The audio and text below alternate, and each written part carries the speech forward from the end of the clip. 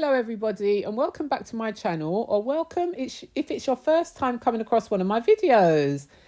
And this is episode 6 on my series of talks on high functioning autism in women.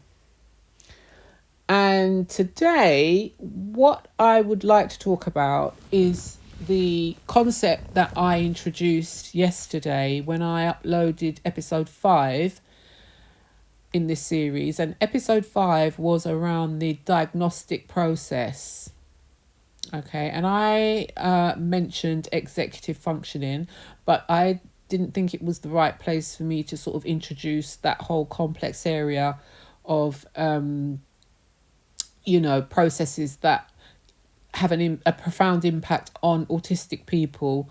So I thought, though, it's obviously key and critical, because our executive functioning is really the foundation for a lot of what we do generally as adults when we're thinking about our cognitive abilities.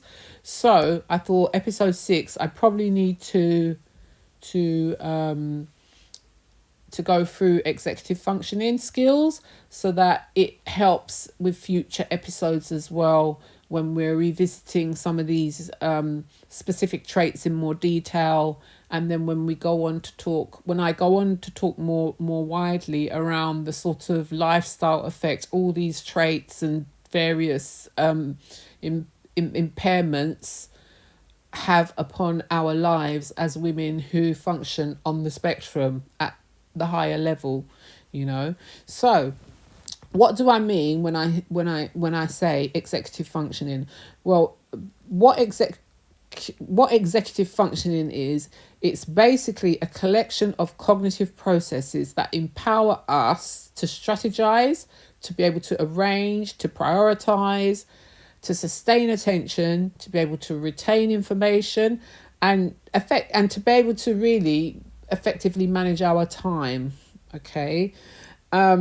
The skills require that we can have the ability for problem solving, making decisions, for self-control, and necessary for our working memory.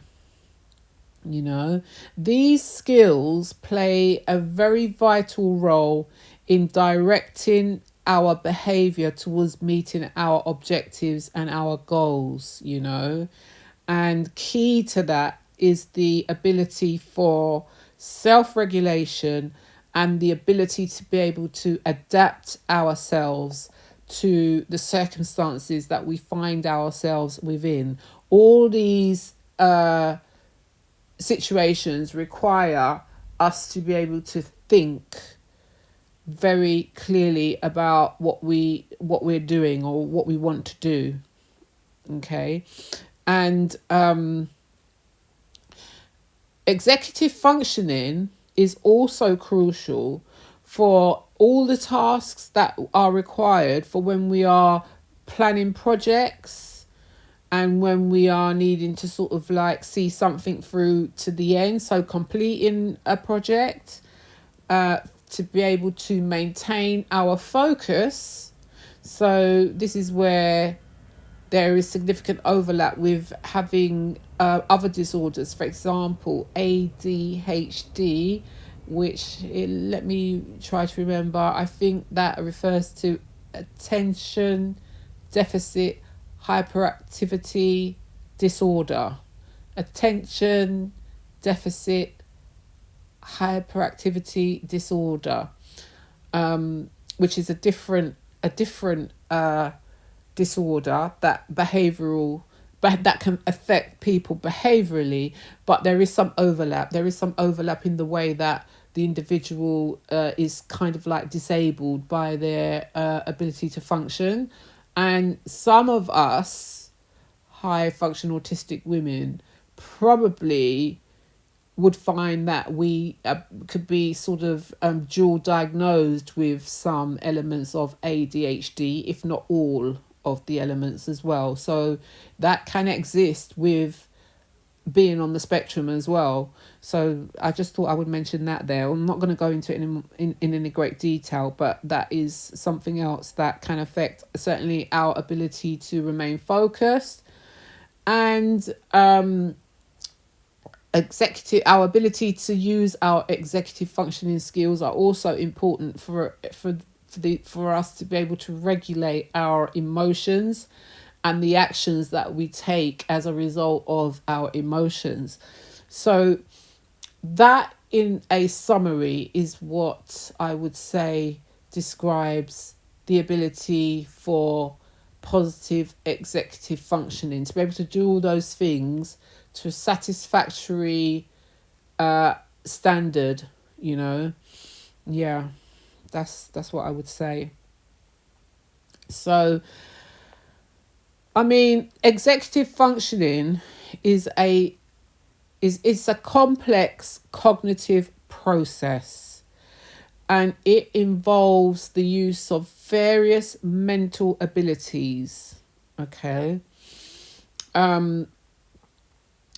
So taking those mental abilities into account, let's sort of look at or let me explain what I mean by that in a bit more detail.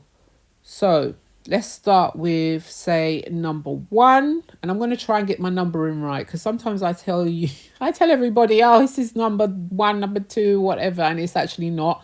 Although at the end of the video, I have actually covered everything. But as I've said to you guys, I take very minimal notes with these videos, and I am trying to be true to my Aspie self, as it were. So you will find that at various points, because I'm sort of doing these videos in real time, you will find, without a script, what I would normally use if I'm sort of preparing for a case, because I can't afford to be, literally thinking on my feet all the time when I'm preparing cases in my professional life.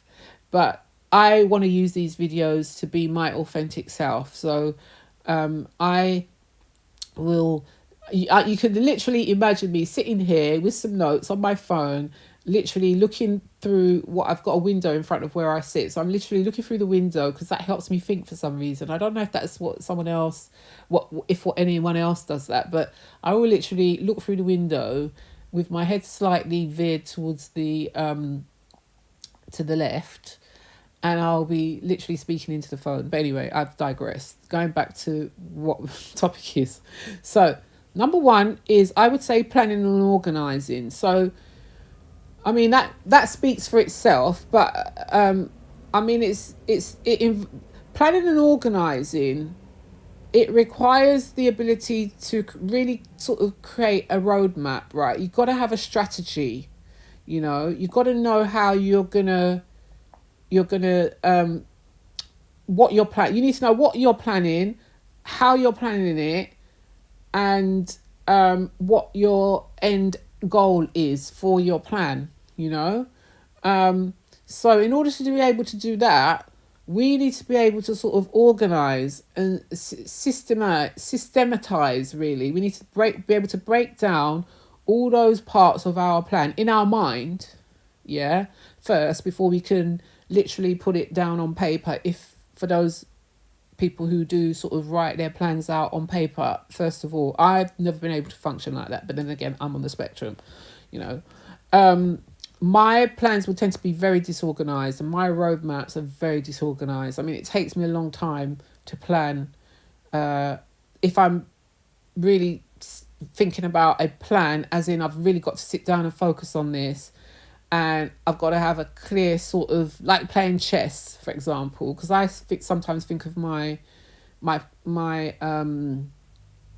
career in law and the work I do in the law as playing chess. So it's me against an opponent, and it's literally like you've got. I'm a very good strategist. I'm not very good at putting the strategy on paper and working it out.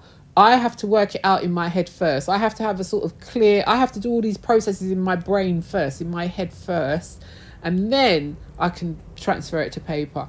I'm not very good at using paper to help to organize my thinking process. It just looks too messy. It's very chaotic, and that is obviously a sign of how my brain works, you know. But yeah, so you really do need to be able to break down what it is you want to achieve into smaller manageable steps. You need to be able to set these steps in priority, and you need to be able to obviously work to timescales. So you need to have a clear timeline for how you're going to achieve these various smaller manageable steps and priorities in order to get to your goal, right? So that's what you have to do when you're planning and organizing something. And I've just sort of given you an example of how that can be chaotic for me. If I try to do that on paper, I have to do that in my head first, you know. And then when I kind of got it in my head, then I can put it on paper. And also something else is that although I'm working something out in my head, I need all the paraphernalia around me, you know. So I will literally work with loads of different books or documents, or I mean, I have about 3 laptops, and I need to have different things opened on all the laptops, and I might even have my 2 phones that I'm using as well, and my iPads. I mean, I've got every gadget you can imagine to sort of give me that sense of safety and security that I need when I'm literally working out a plan for my work, you know. And that's how I literally would work in my professional career. All right. But obviously, this isn't just about your professional career. This is about anything you do, you know. From the minute you wake up to when you go to bed, you're literally setting goals for yourself, and you're having to use all these abilities, you know. So planning and organising was number 1. Number 2, I would say attention and focus. So it's our executive functioning, or, you know, it's our ability to use our cognitive processes that helps us to actually sustain attention and stay focused on these tasks and these goals that we're hoping to reach. Yeah.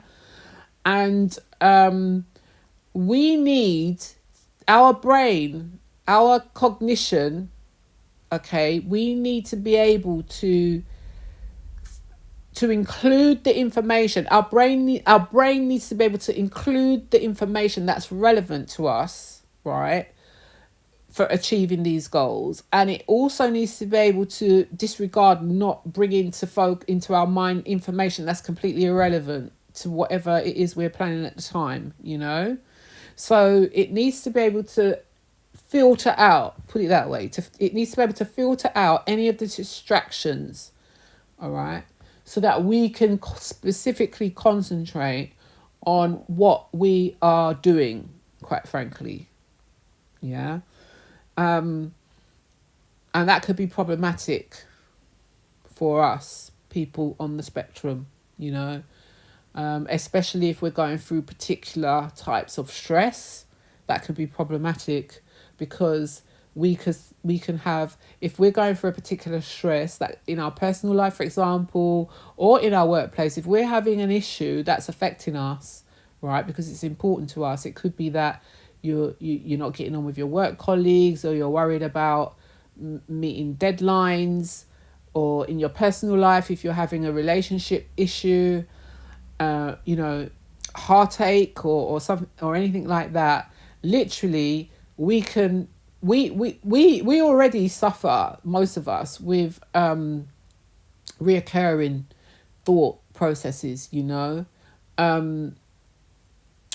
rumination, you know, we already have these problems, you know. We can sort of constantly be thinking about something. We could be very repetitive, generally speaking. So when you add in trauma of any type that's really sort of aggravating these factors, it can be extremely difficult for us to be able to filter out all these thoughts that we're having, all these ruminating and repetitious thoughts that we're having about a subject or an issue that's completely unrelated to what we're supposed to be focusing on, you know. So, it could be a nightmare. It could be a real nightmare. So that's attention and focus. And number 3 would be working memory. So, I mean, obviously that is our ability to sort of be able to hold information, all right, and to be able to manipulate that information in our minds, literally. It's our mental capacity. It's our ability to be able to listen, or to listen to somebody else, to read, by whatever means we're taking in that information. For example, if we need to make a decision, we need to be able to hold that information long enough in order for us to be able to weigh that information up in our brain, to be able to then come to a decision, or to then give a response to that data that we're receiving in our brains. So it's very important that we're able to do that for sufficiently long enough periods to be able to do what we need to do around things like solving problems and making decisions, And that also includes, obviously, education and learning new information. I mean, if you don't have a good working memory, you can't really learn anything, long enough to be able to retain what you're actually learning. So, very important. And I would say number 4 is self-control and impulse regulation. Okay, so I think what I'll do is I will list, I'm talking through these specific components of executive functioning, okay? But what I will do is I will list them, because I think it's helpful when I can list these, so that people can then obviously go and look in the description and and be able to see a list of what I spoke about in summary form. And also, I should say at this point, and I should be saying this actually, turn on your subtitles, or your, what do they call it, captions. I don't know. I've been trying to do these videos so that I can include captions and subtitles for anybody who might have difficulty with hearing, because I need to be aware that some people with high functioning autism have problems with hearing, or with their sight, because these are all part of our senses. And so I need to make sure that there are subtitles. I haven't quite figured out how to do it yet, but apparently on the video, if you go to the sort of top right, you will see there an option that enables you to, if you click on it, find down the menu captions, and turn on captions, and that should turn on the captions, which should give you subtitles for all the videos that I've done. So if any one of you who comes to this video, if you could actually help me and test it out, and then sort of put in the comments if it actually works, that would really be helpful for me. So yeah, sorry. So where was I? Okay, so number 4 I'm saying is, I mean, these are not in any particular order, by the way. This is just the way that I'm describing them. So number 4 is self-control and impulse regulation. All right. So as I mentioned, having appropriate executive functioning allows us to be able to regulate our impulses, right? And that is very similar to sort of our ability to sort of stay focused and attention and focus. So very similar to number 2, this is all about our ability to sort of resist distractions and to be able to control our own behavior.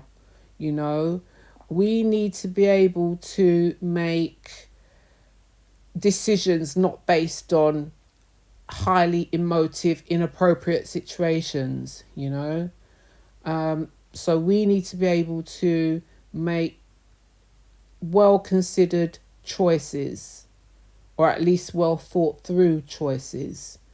And if we're not able to do that, then it's extremely problematic for us. Okay, so that was number 4. I would say number 5 would be having the ability for cognitive flexibility. So cognitive flexibility um, what do I mean by that? What I mean by that, it's the ability to adapt and change to situations, okay? And the ability to switch between these processes that I'm talking about, quite literally, you know. So in anything you might, obviously in everything you might be doing, you need to be able to switch up on these different various components that I'm actually summarizing in this video. And your ability to do that requires that you have cognitive flexibility. Without cognitive flexibility, you would not be able to multitask, quite literally, because your brain wouldn't be able to switch over and tell you what you need to be doing now in order to do A, B, and C, quite literally. So you need to be able to also be flexible when you're weighing up information. You need to be able to listen to both sides of the story. Okay. I mean, this is particularly important in the work I do as a lawyer, obviously, you know, certainly for the judge who would be listening to a case. That judge needs to have very good cognitive flexibility, because he needs to be able to take in all the information, and he needs to be able to consider the various perspectives that he's going to hear, right? Obviously, he has to take into account the law, but everybody's going to interpret, or he's going to find himself in a situation, or she, when I say he, I mean she, and when I say she, I mean he, in this situation. I should just make that clear in terms of pronouns. But, you know, although the judge is listening to the law, or although the judge is aware of the law, he's going to be confronted with, say, two or more lawyers in front of him who are going to be offering him a different interpretation of the facts and the law that they're going to be inviting him to consider as part of their case. Say, this is just by way of example. So when the judge is listening and taking into account all the different submissions, which are discussions, arguments, debates, positions put forward by the different lawyers, he must be able to use his cognitive abilities to be able to weigh up those different perspectives, right? And so therefore he's got to be able to adjust his mind to those different perspectives in order to concentrate. So that's what I mean when I'm talking about cognitive flexibility, that ability to be able to switch up and apply the different components necessary, you know, as what I've described in 1, 2, 3, and 4 so far. All right. So that's number 5. That was number 5. Number 6 would be time management, and this is where, oh my gosh, I'm terrible. I'm absolutely terrible with this time management. Honestly, it takes me ages to do things. The procrastination is real, everybody, in my life. Oh my goodness. But time management, how does executive functioning apply here? Well, basically, what it does, it effectively, without executive functioning, we wouldn't be able to effectively manage our time. We wouldn't be able to set goals. We wouldn't be able to allocate resources, and meeting deadlines would be a problem. All right.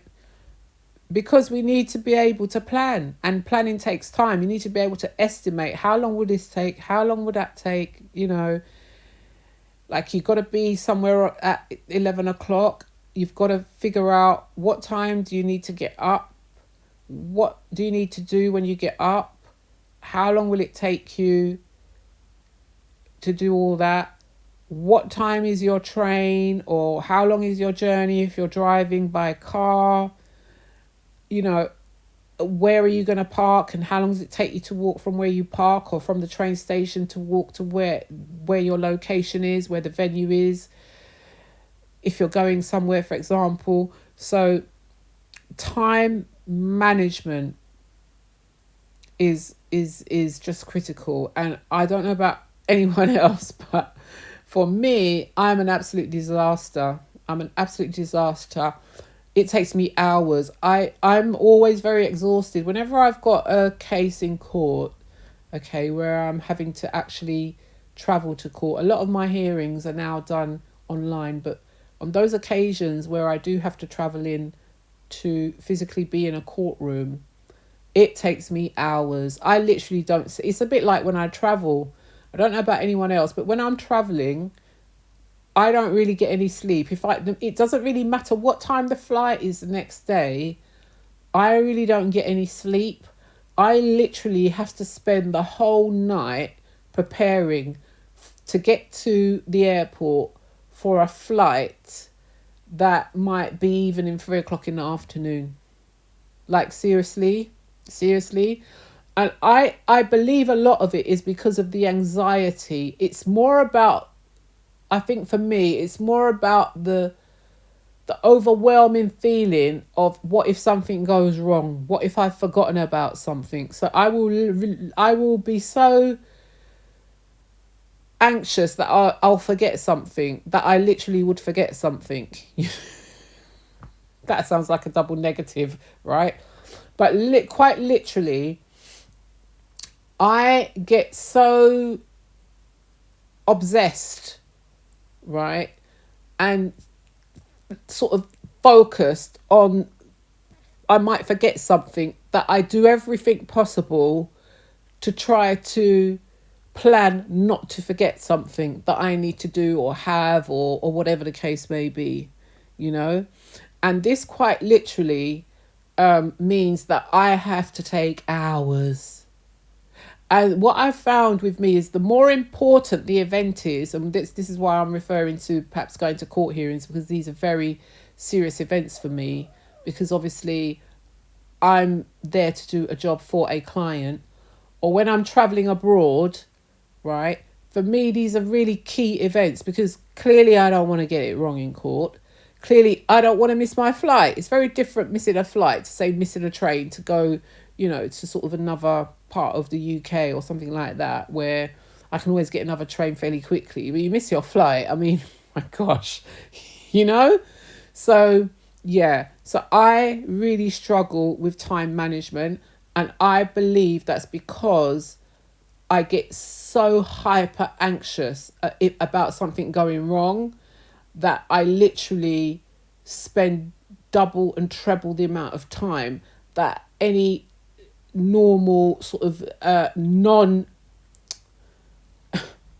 neurotypical person, let me put it that way, that a reasonable neurotypical person would take, to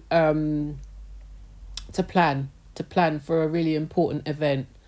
I mean, in anything else I'm fine, to be honest with you. In anything else where I'm not under this sort of pressure that this occasion is going to be so important, right? When it's not that important, when there's flexibility, I am much better. And my time management is much better because I manage my time in a reasonable amount of time, if I could put it that way. I can apply a reasonable amount of time to do what is reasonable in that situation. Whereas when it's really important, I apply a disproportionate amount of time to the detriment of myself, because, as I said, I will not sleep, and then that has an effect on me. I won't look as well as I will look tired sometimes, or I will feel tired by a certain time in the day. Often I won't have, say, drinking water is very important for me because of my ulcerative colitis and the fact that I don't have my large bowel. I lose water very easily. I lose a lot of fluid. So I need to always be hydrating myself. But when I'm in these situations where I'm so hyper focused on being somewhere, and so it's consuming all of my time, I'm not doing things that I should be doing, like making sure that I'm drinking my water and stuff like that, So there are knock-on effects to all this, Sorry, I shouldn't be laughing, and I'm not literally laughing because it is a serious matter. But yeah, I'm laughing at myself really for sort of, you know, thinking about how I do manage my time, because it's really a problem, right?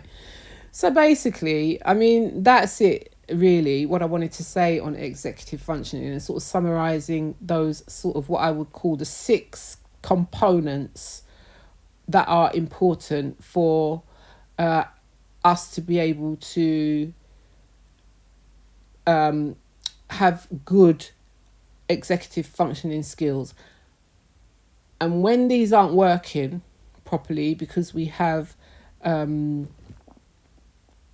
we struggle when we struggle with our executive functioning, it does have a profound impact on us, and so we have to find ways of managing our executive functioning, or mimicking other ways to make up and compensate for our lack of executive functioning, in the way that someone who is neurotypical would be able to just use these skills without all the stress piling up upon them.